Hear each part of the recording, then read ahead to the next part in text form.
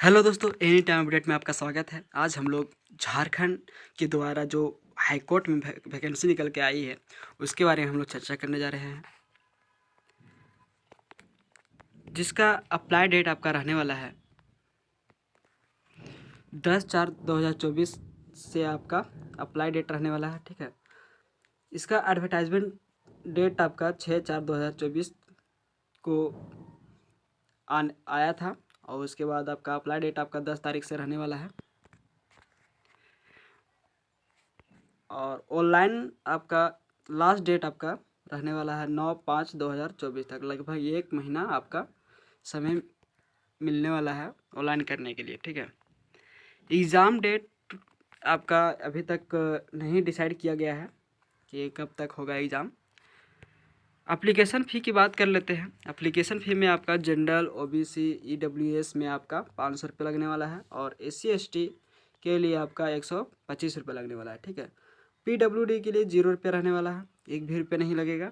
और आपका पेमेंट करने का आपका मोड ऑनलाइन ही रहने वाला है। एज लिमिट में आपका 1/1/2024 तक आपका एज लिमिट 21 साल हो जाना चाहिए। मिनिमम 21 साल होना चाहिए और अधिकतम आपका 35 साल एज होना चाहिए। ठीक है, एज रिलैक्सेशन की बात कर लेते हैं। एज रिलैक्सेशन में आपका SC ST के लिए 5 साल और OBC 1 और OBC 2 के लिए आपका 3 साल छूट दिया गया है। ठीक है, हैंडीकैप के लिए 10 साल छूट मिलने वाला है।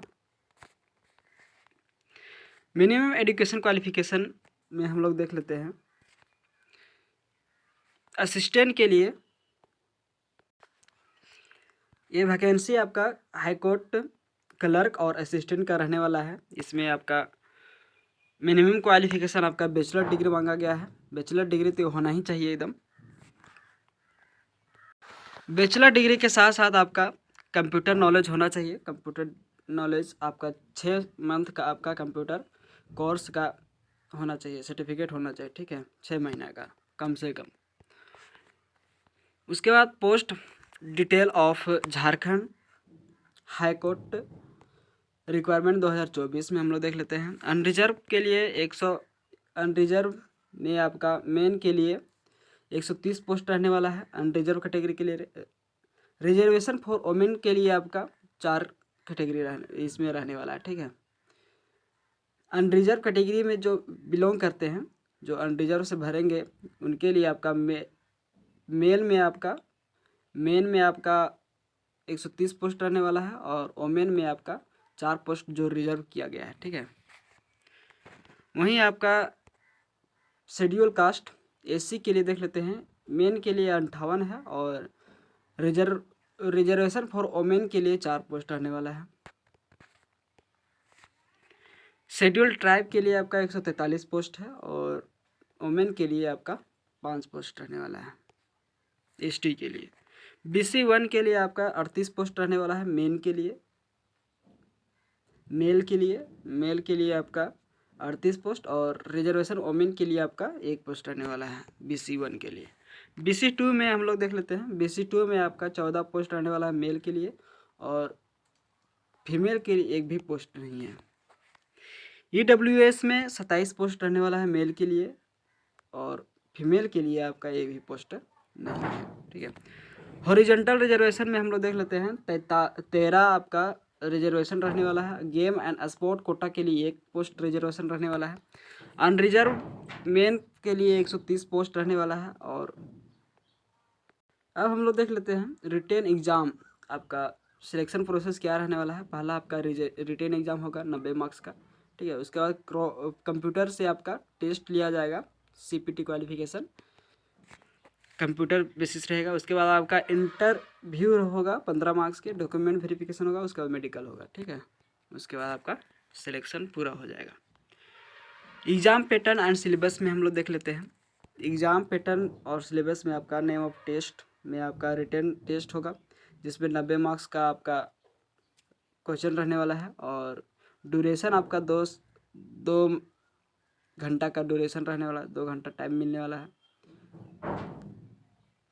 और ड्यूरेशन टाइम 20 मिनट का रहने वाला है। ठीक है,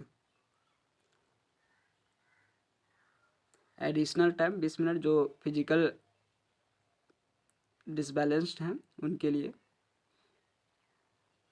20 मिनट का, डिसेबिलिटी रहे, फिजिकल डिसेबिलिटी रहे उनके लिए 20 मिनट का समय दिया गया है। और उसके बाद आपका क्वालिफिकेशन मार्क्स में हम लोग देख लेते हैं। अनरिजर्व EWS BC1 में आपका BC1 और BC2 में आपका 40% रहने वाला है, और SC ST में 30% मार्क्स आएंगे तो आप क्वालिफाइंग कर जाएंगे। उसके बाद आपका कंप्यूटर टेस्ट में क्वालिफाइंग इन नेचर रहने वाला है।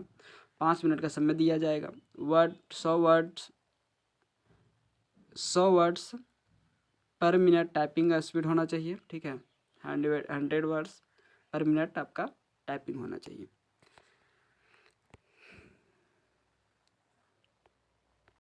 सॉरी 20 वर्ड पर मिनट टाइपिंग होना चाहिए आपका, ठीक है। उसमें आपका 100 वर्ड्स आपको टाइपिंग कराया जाएगा, जिसमें 20 वर्ड पर मिनट आपका टाइपिंग होना चाहिए। उसके बाद आपका इंटरव्यू होगा 15 मार्क्स का। 5 मार्क्स फॉर ऑल कैटेगरीज को दिया जाएगा एक्स्ट्रा में। अप्लाई करने का जो प्रोसेस है आपका ऑनलाइन रहने वाला है, जो इस वेबसाइट पर आकर के आप लोग अपना फॉर्म फिलअप कर सकते हैं, ठीक है।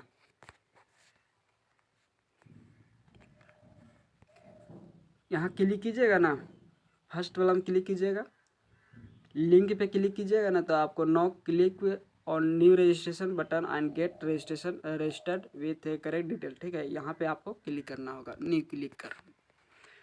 उसके बाद आपका after register will be get registration ID and password on register mobile number and email ID, ठीक है। आपका ईमेल ID पासवर्ड और रजिस्ट्रेशन नंबर है वो आपका मोबाइल नंबर और ईमेल ID में चला जाएगा।